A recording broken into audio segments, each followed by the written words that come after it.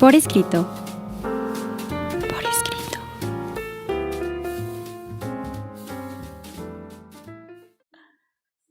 Eleva tus sentidos. Estamos en un programa más de Por Escrito en Radio Anáhuac, que el día de hoy nos acompaña. ¿Qué tal? Sean siempre muy, muy bienvenidos. Mi nombre es Cecilia Durán Mena y seguimos atrapando lectores y escritores para nunca dejarlos ir. Un servidor, Juan Carlos Padilla, los invita a que nos sigan en nuestras redes sociales. Síganos en Facebook, Revista Por Escrito, en Twitter, @Por Escrito, en Instagram, @Revista Por Escrito.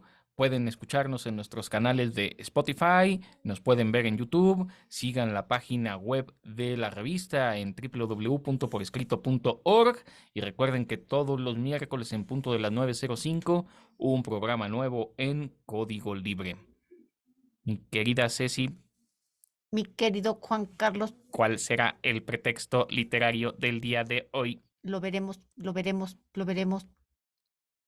Vamos a nuestros pretextos literarios.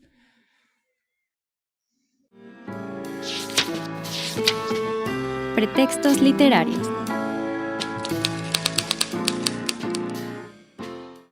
Ya en nuestros pretextos, mi querida Ceci, ¿cuál es el pretexto del día de hoy? A ver, Juan Carlos, yo no soy filósofa, tú sí eres filósofo. Dime por el amor de Dios, ¿cuál es la diferencia entre el ser humano y lo que no es un ser humano? ¿Cuál es la diferencia entre una máquina y un humano? Estamos en temas de controversia actualmente y tiene que ver mucho con la inteligencia artificial. Nuestro pretexto del día de hoy es un poquito hablar de el robot como pretexto literario y es bastante sutil y bueno hablar de esto porque se vienen cambios importantes. El día de ayer estaba en una reunión de académicos donde se estaba hablando del chat GPT y alguien mencionaba, bueno, es que no hay que tenerle miedo a la tecnología. Cuando salió la calculadora, Ceci, ¡Puf! cuando salió la calculadora, los profesores querían que los alumnos no usaran calculadora porque iban a dejar de pensar y entonces iba a acabarse un poquito. Un poquito es el mismo miedo que le podemos tener. Yo sí le tengo miedo, no solo al chat GPT, a la tecnología en general, a las nuevas tecnologías. Y vamos a tratar de aterrizarla más específicamente en el caso del robot y todas las variantes de lo que podríamos conocer. Aquí tengo una imagen muy simpática Muy que se linda. llamaría Casa Robot, todas las variantes que puede haber de los robots. Me preguntas cuál es la diferencia. Yo creo que el día de hoy sí hay una diferencia. Y la única diferencia que encuentro, en resumen, sería el robot no tiene capacidad de pensarse a futuro. ¿Quieren saber? Pregúntenle a Alexa, a Siri o al chat GPT qué van a hacer mañana. A ver qué les contesta. Fíjate que yo le pregunté a ChatGPT, ¿qué te hace a ti diferente de mí? Yo soy un ser humano, tú no. Y se quedó así como que me explicó lo que era él. Entonces, así como que si tú eres tan inteligente, deduce qué es lo que te hace a ti diferente de mí, ¿no? Entonces, me explicó que es un programa, que es efectivamente, es un robot que está programado para resolver muy rápido, muchísimo más rápido que yo, algunos problemas. Eso no sé si lo hace más inteligente que yo o no. Pero lo que yo sí pensé al ver esta honestidad del ChatGPT es que él tiene esta facultad de hacer cosas más rápido y algunas veces mejor que yo, de encontrar información y tal, pero lo único que hace ChatGPT es escupirme información. En cambio, yo sí puedo dudar de lo que él me está diciendo. Yo puedo dudar si me está diciendo la verdad o si no me está diciendo la verdad. Yo puedo cuestionarlo. O sea, olvídate ya de imaginar el futuro o de reinterpretar el pasado. Yo puedo dudar. Y le digo, no te creo, ChatGPT, no te creo. Y se trabó. O sea, díganle a ChatGPT, ¿qué haces con mi duda? Y vas a ver lo que pasa. Bueno, lo dijo, ahora sí vamos a filosofía, René Descartes es la duda sistemática. Y ahorita que hablabas de la negatividad, fue otro filósofo, Friedrich Nietzsche, el que va a justo a decir que una diferencia con la máquina es que la máquina no duda.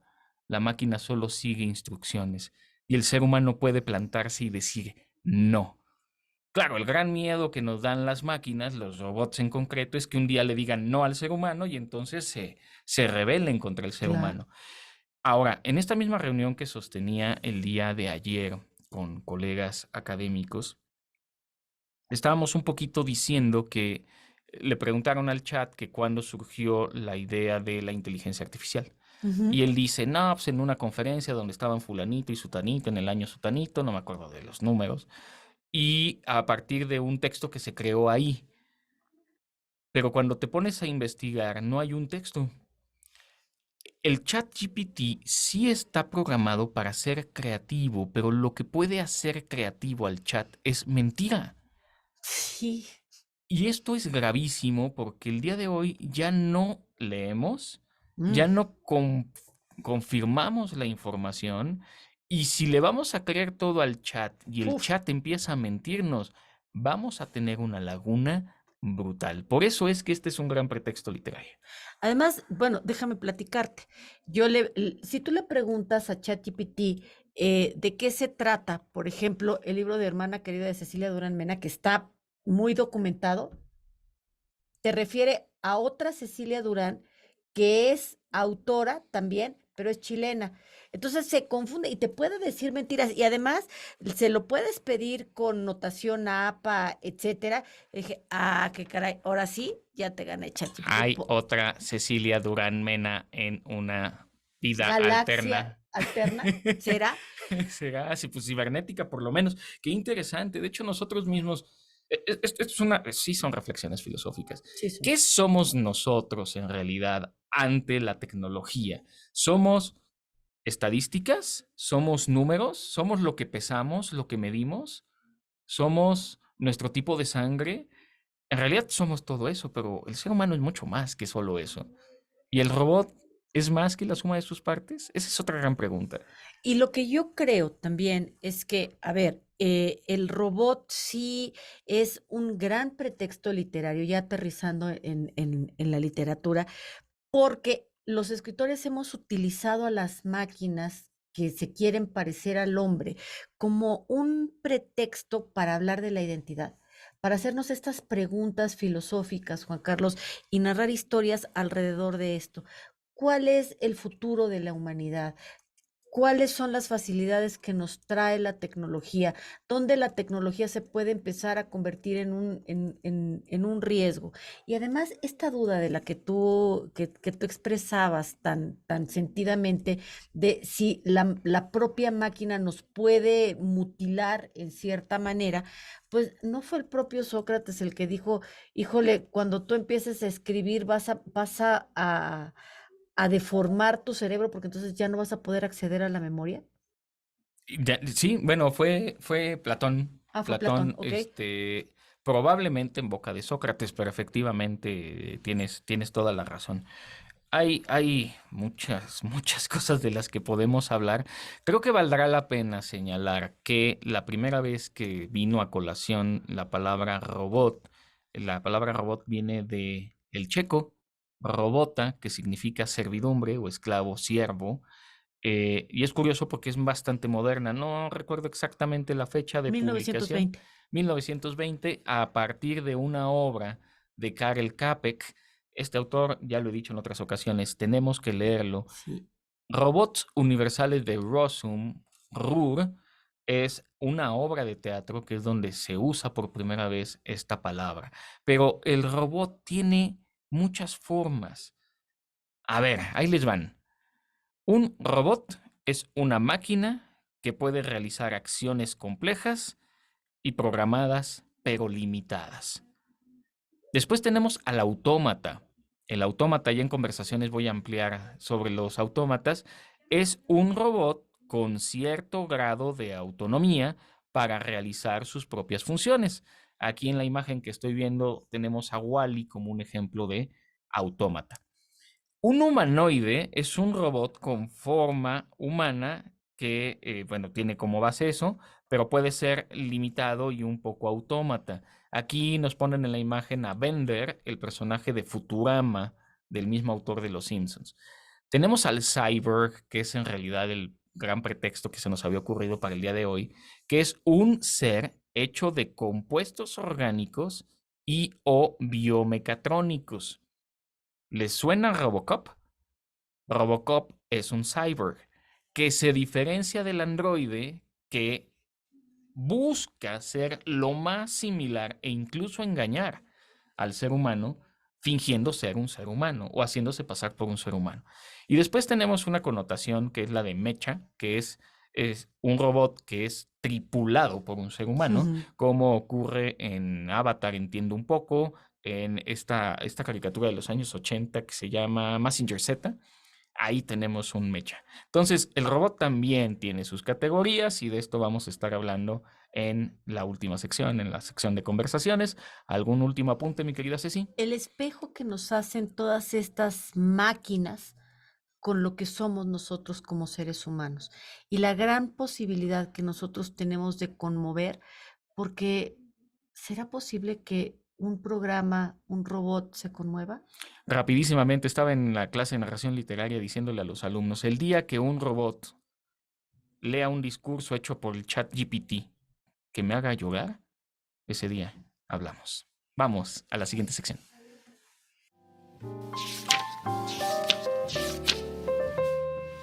Lo desconocido.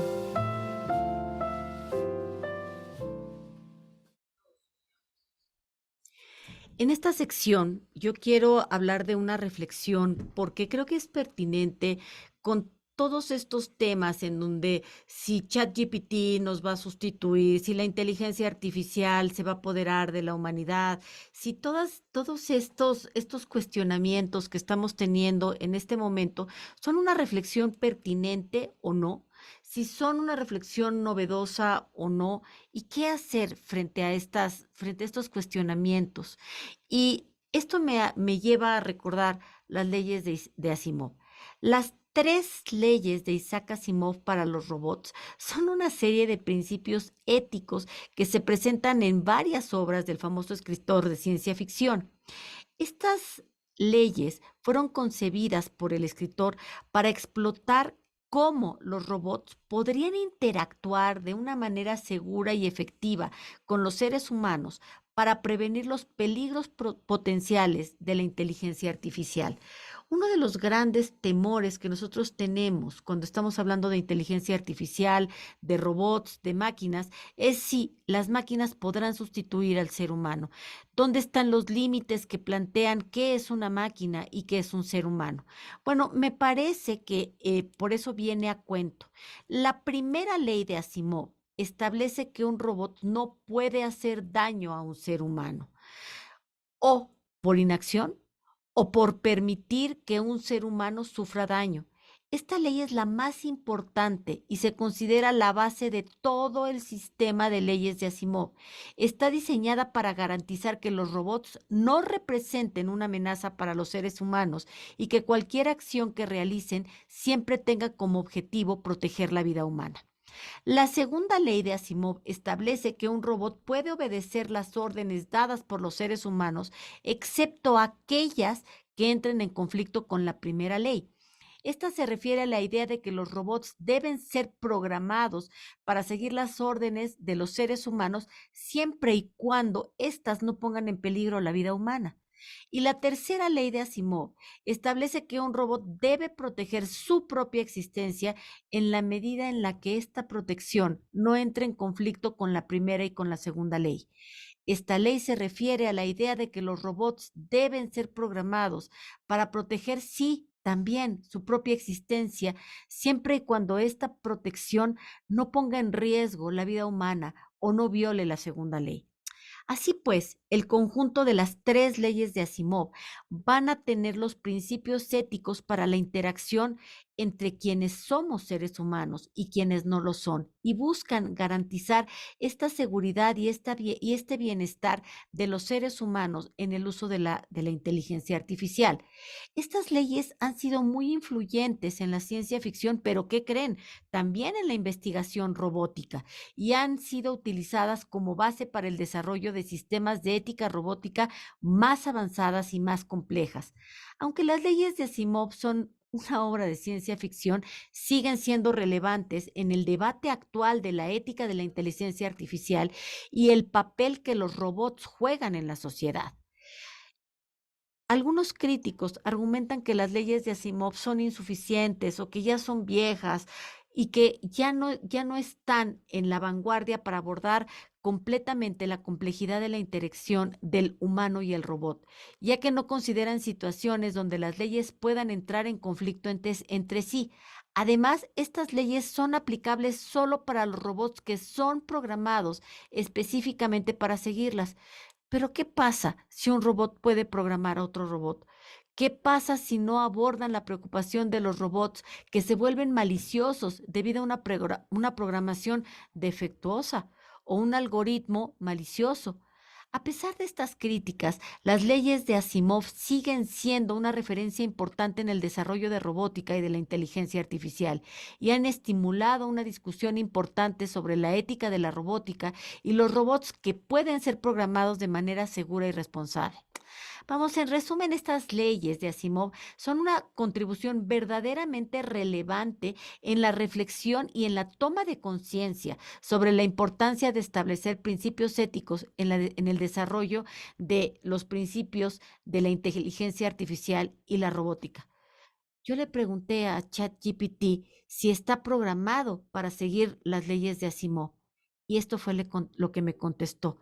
Como inteligencia artificial basada en la programación, estoy diseñado para seguir estrictamente las reglas y directrices establecidas por mi programador y las políticas de mi empresa.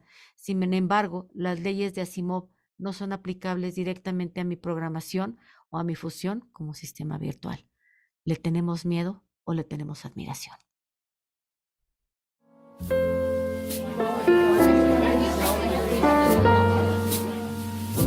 Conversaciones. Hemos llegado a las conversaciones, mi querida Ceci, y me gustaría comenzar. Es una reflexión que hago, llevo varios años ya dándole vueltas al tema de la relación máquina con el ser humano.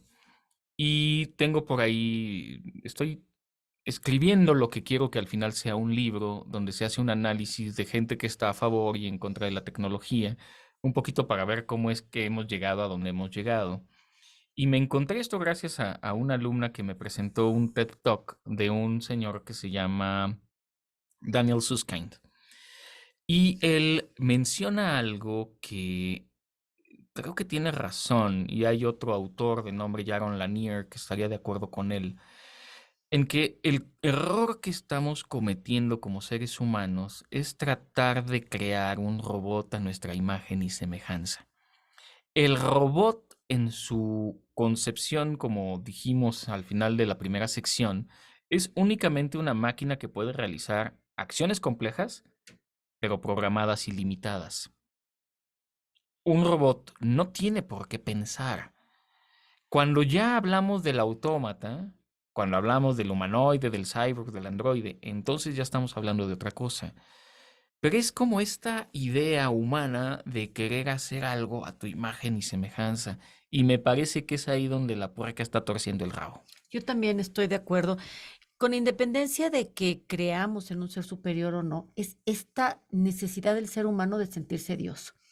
De decir, yo con los recursos que yo tengo, voy a crear algo así como él lo hizo, a mi misma, con mi misma anatomía, a mi misma imagen y semejanza. O sea, estas palabras que tomas del Génesis son tan impactantes y me parece que lo que sí es bien válido es buscar maneras de facilitarnos la vida. Y entonces esto es algo interesante por eso esta pregunta entre lo que nos separa a los seres humanos de lo que no es humano es, yo creo que una de las reflexiones más importantes. Y yo quisiera empezar, tú sabes, que a mí la ciencia ficción no me gustaba hasta que caí en los brazos de Kazuo Ishiguro.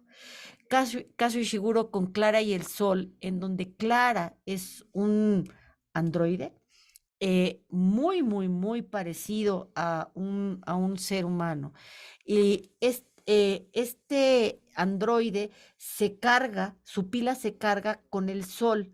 Entonces, Clara es un androide de última generación y lo compra una niña. Y lo compra una niña que está muy enferma y que accedió a, o sea, tienen dos posibilidades los seres humanos en esta novela. O quieres ser un ser humano mejorado, en cuyo caso te van a meter un chip, lo que quiere decir que te vas a convertir en un cyborg, o ser un ser humano original. Entonces, pero los seres humanos mejorados corren el grave peligro de morir. Clara es este androide que va a ir a acompañar a esta niña, Jessie, y sabe que Jessie se está poniendo muy malita y que lo más probable es que se muera. Entonces, ella entiende que su ser superior es el sol, porque el sol es lo que le da vida y le va a pedir vida al sol para Jessie. Lo digo y me conmueve tanto, tanto, tanto que entonces yo tengo la certeza de que jamás habrá nada que no sea humano que me conmueva tanto hasta provocarme lágrimas. El año pasado leí uno de los mejores libros que he leído en la vida, un ensayo de un argentino de nombre Dardo Scavino. En Editorial Anagrama publicaron un libro que se llama Máquinas Filosóficas. Bueno, en mi mero mole. Ahí Scavino nos cuenta cómo los griegos habían concebido ya la idea del autómata. Vulcano, estoy recordando el nombre, se me fue el nombre de entre los griegos, el dios griego es Vulcano entre los romanos, y se me fue ahorita, es el que hace las armas de Zeus. Él va a crear a Talos. Quiero que busquen, por favor, Talos. Es el primer autómata de Occidente. Los dioses concibieron a un ser metálico gigantesco, Talos, un autómata, para ayudarlo en aquellas cosas que los dioses no querían hacer. Luego Prometeo va a generar al hombre de arcilla, al que Atenea le va a dar un soplo divino. Es Hefesto, ya me pasaron acá en producción la información, Hefesto o Vulcano. El soplo divino, y aquí está el pecado de Prometeo. Prometeo crea al ser humano a imagen y semejanza suyo, él es un gigante. Y ya en literatura más contemporánea, perdóname Ceci, pero es que Tolkien es un genio. Tolkien tiene todos los géneros literarios posibles. En Tolkien hay un dios, un Ainur, de nombre Aulé, que también crea un ser de la tierra, porque él es como el dios de la tierra, y genera a lo que en la mitología de Tolkien son los enanos. Los enanos, de hecho, lo hacen bastante bien en la última entrega de Los Anillos del Poder de Amazon Prime, porque hablan y tienen como adorador a Aulé. Pero Aulé también peca por querer hacer algo a su imagen y semejanza. Me parece que la literatura y el arte y las religiones antiguas nos están hablando del gran error que estamos cometiendo al tratar de generar algo igual a nosotros. Súper, súper de acuerdo. Yo quisiera remitirme a esta colección de cuentos de Isaac Asimov, porque Isaac Asimov es el primero que, fíjate nada más qué título frente a esto que tú estás diciendo, Yo Robot. Ay, caramba. Es una colección de cuentos de ciencia ficción, cuando la ciencia ficción estaba, digamos, como en sus brotes ya más serios, ¿no? Ya cuando se le estaba empezando a considerar como un género. Y claro que esta colección de cuentos es fundamental en la literatura de los robots. A ver, aquí y al ratí, y Asimov abre esta posibilidad de seguir las aventuras de la doctora Susan Calvin, una robopsicóloga, imagínate nada más qué maravilla, ¿no? Que investiga los problemas éticos y psicológicos que surgen en torno al robot. O sea, me parece que Asimov es una mente tan de avanzada que pudo tener la claridad de ver el futuro, cosa que tal vez los robots a los que se refería no la hubieran tenido, ¿no crees? Es posible. Hay una película también de Yo Robot con Will Smith, me parece, si mi memoria no me falla, que me gustaba mucho, me simpatiza Cuando al robot le haces una pregunta, él contesta, mis respuestas son limitadas, haz la pregunta correcta. ¿Por qué? Porque simula una situación en la que el robot no tiene tampoco capacidad absoluta, que ahora yo creo que sí tiene mucha más capacidad de la que Isaac Asimov hubiera podido imaginar. Ya hablé del robot, ya hablé del autómata, quiero hablar del humanoide. Y es que en Yo Robot, los robots son humanoides. Ujú. Todavía no cyborgs, me parece. Puedo yo equivocarme. Pero sí en una película de 1900. Ay, se me va la fecha ahorita, pero la película de Metrópoli de Fritz Lang, donde se va a hacer a un humanoide para poder manipular a toda la base de la población, que son los que tienen que echar a andar la maquinaria para que la metrópoli, que son los ricos, los que viven bien, puedan efectivamente vivir sin llevar a cabo trabajos. Cómo ese robot humanoide es utilizado para someter a otros seres humanos. Ahí vamos teniendo ejemplos de la literatura y por supuesto también del cine en esta relación con los robots. Ya hablaste de Tolkien, que es así de tus super favoritos. Déjame volver a hablar de Kazuo Ishiguro porque ya sabes que es así uno de mis mega, mega, mega favoritos. Él tiene una novela que se llama El gigante enterrado.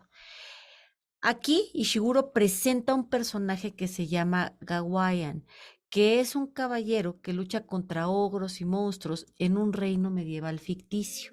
Gawain está hecho de un material mágico que lo hace inmortal, porque también esa es otra de las cosas que hablan del robot, ¿no? El robot no morirá, porque el robot en realidad no tiene vida. Entonces tiene como esa condena, ¿no? Nunca, nunca va a morir, pero también lo convierte en una especie de autómata, más parecido a este ser mecánico que a un ser humano, ¿no? Y aunque la novela no se va a enfocar directamente en la idea robótica, este personaje se puede interpretar como esta metáfora de la relación que existe entre la humanidad y la tecnología, que ahorita a mí me tiene loca, ¿eh? Bueno, yo creo que a todos es un poco el tema del momento. Quiero hablar yo sé que a ti te gusta Ishiguro, pero creo que hay un papá de todos ellos en Sí. literatura, y ese es Philip K. Dick. Philip K. Dick, entre otras muchas cosas, porque tiene un montón de cuentos, creo que el que más se ha popularizado gracias a las películas de Blade Runner, si no le suena, hubo una en 1985 que es encantadora, Uf. y a mí me gustó todavía más, la más reciente de 2019, que se llama Blade Runner 2046. Está basada, estas dos películas están basadas en una obra que se llama ¿Pueden los androides soñar ovejas eléctricas? Sobre todo en la película del 85 tenemos a unos, ahora sí, cyborgs, porque los personajes que aparecen en la película son muy humanos, tan humanos que es difícil distinguir si es un ser humano o si es un cyborg. Y lo que se trata es de destruir a los que ya están viejos. Fueron programados para perecer después de determinado tiempo, a menos de que se les metiera un chip o se les metiera una contraseña para poder seguir viviendo. Y aquí el gran drama que sufren los cyborgs es que ellos quieren vivir. Ellos también desean vida. Han estado vivos y están programados para morir, pero no morir por vejez, sino morir porque están programados para morir. Y ese es el gran drama que en 2046 platicaba con Ceci fuera de micrófonos.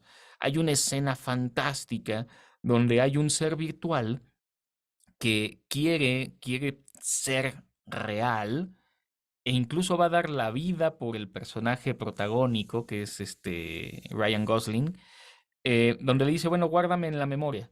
Ujú. Y, oye, pero es que si te pierdo, voy a perder toda la memoria. Dice, no importa. Y es como la humanización del cyborg, que en este caso además está digitalizado. O sea, a mí me parece fascinante y quiero recomendar, perdón que me alargue con la intervención, busquen por favor, me parece que está en Amazon Prime, se llama Sueños Eléctricos. Uh. Es una serie basada en libros de Philip K. Dick sobre ciencia ficción, donde vamos a encontrar robots de todo tipo. Y creo que si vamos a estar hablando de estos autores grandototes, el papá de los pollitos seguirá siendo Isaac Asimov. seguirá siendo Isaac Asimov. Robots and Empire, Robots y el Imperio, es una novela que es la secuela de Yo Robot. Y continúa explorando todas estas implicaciones éticas y sociales de la robótica, que a mí me parece una de las contribuciones más importantes que Asimov hizo al respecto y que trasciende un poquito la frontera de la literatura, está justamente en donde se besan la literatura y la filosofía, me parece. Entonces, la trama sigue una sociedad humana que se ha extendido por toda la galaxia y a un grupo de robots que intentan salvar a la humanidad, que este tema ya nos parece como muy trillado, pero en aquellos años era toda una novedad, ¿no? Entonces, la trama va a seguir a un periodista que se llama Basilia Aliena, quien investiga la desaparición de su hermana. Uy, tan contemporáneo, ¿no? La robot psicóloga más avanzada de la historia. Esta se llamaba Robot Daniel Olivo y con la ayuda de su tío, el famoso robopsicólogo Han van Stoffel, Basilia descubre un complot que involucra a robots avanzados, a humanos y alienígenas, que podría cambiar el curso de la historia humana y de la robótica para siempre. Esta novela es conocida por esta exploración de temas, en donde vamos a ver ya el tema de la inteligencia artificial y la relación que existe entre los robots y los humanos. La novela es considerada como la obra más importante y el legado más interesante de Asimov y ha sido elogiada porque la trama es muy compleja y la exploración de los temas sociales y políticos sigue siendo vigente. Ahorita que te escuchaba hablar, no lo tenía contemplado para hablar, pero me acordé de Marvin, el androide paranoide de la guía del autoestopista intergaláctico, Te que en encanta. realidad no es un androide, pero es paranoide, es un robot que se la vive deprimido. Es fantástico, es súper contradictorio, pero es genial. Si pueden ver la guía del autoestopista intergaláctico, la película en español de España, por favor, véanla. No se la pueden perder, tíos, por favor. Quiero hablar ahora de Robocop. Robocop hizo ruido en su Ah, momento. No cómo recuerdo no. en qué año salió, de la década de los 80, pero nos permite hablar nuevamente de un tema filosófico que es puse aquí transdisciplina, ¿no? Pero es lo transhumano. En Ujú. realidad, es ya la combinación del cyborg, el ser humano con la máquina. Y esto es algo que el día de hoy nos podemos preguntar. ¿Es válido o no es válido tener prótesis? ¿Es Ujú. válido o no es válido? Tenemos marcapasos, hay cosas que hemos aceptado, pero ¿podemos aceptar todo? Podríamos tener pulmones mecánicos, podríamos tener el hígado, que es uno de los órganos más importantes, corazones mecánicos. Riñones. ¿Hasta dónde puede haber esta fusión entre lo electrónico, lo mecánico y nosotros? Y ahí quiero hacer alusión a un libro, pero te voy a ceder primero la palabra y después platico del libro.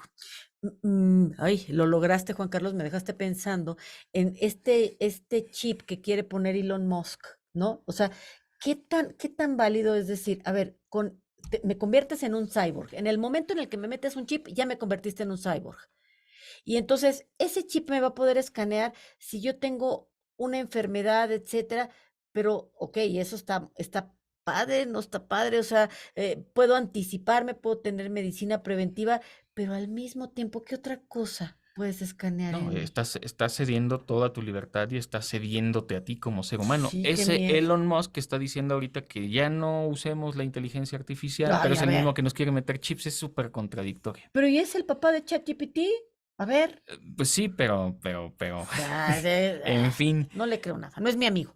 A ver, si me ayudan ahí en producción, hay un libro que se llama Cómo ser una máquina. Esta está editado por Capitán Swing, que es una editorial con cosas alternativas. Creo que es Mark O'Donnell. Me puedo equivocar en el nombre. El O'Donnell estoy casi seguro de que sí es. Em, Cómo ser una máquina es un periodista irlandés que se va a Estados Unidos a entrevistar gente porque, Ceci, no me lo vas a creer, pero sí, es Mark O'Connell, no O'Donnell, es Mark O'Connell, gracias.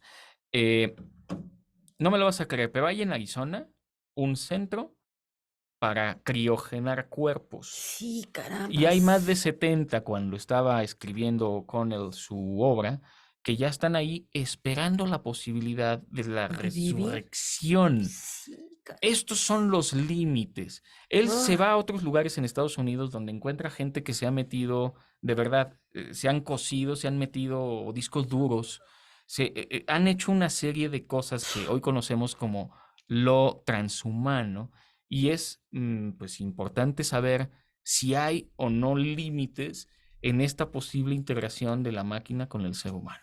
Fíjate que me hiciste recordar, la esposa de Alberto Chimal se abrió el dedo meñique y se metió un imán. Entonces es muy chistoso porque entonces acerca el dedo meñique a una llave y ¡fuac! La jala y etcétera, ¿no? Alberto Chimal escribió un cuento que se llama Mi esposa Cyborg y te cuenta lo que la esposa efectivamente hizo. Y ahí es en donde yo digo, ¿cómo no le dio miedo meterse un imán al dedo? Bueno, ¿y cuánta gente no tiene ahí aparatos? A mí me dio cierta tranquilidad leer esta obra porque creo que estamos más lejos de lo que la gente imagina. Gracias a Dios. Desgraciadamente se nos acaba el tiempo. Yo quisiera solo recomendar, busquen por favor en Netflix Love, Death, Robots. Tenemos 3 temporadas. Son una joya, no se las pueden perder. Mi querida Ceci, Ay, despedimos este programa que es muy actual, es muy interesante. Agradeciendo a toda mi gente de producción, muéstrense. Quiero verlos, quiero que sean famosos, porque verdaderamente estamos rodeados de gente muy talentosa, de gente muy, muy joven. Saluden, chicos, despídanse. Y esto es lo que le Diego, da Frida, vida. Mariana, Nat, Isis, ahí está toda la producción. Gracias por hacer esto posible. Un servidor, Juan Carlos Padilla, también se despide. No sin antes decir que su vida literaria sea robótica. Ultimátum.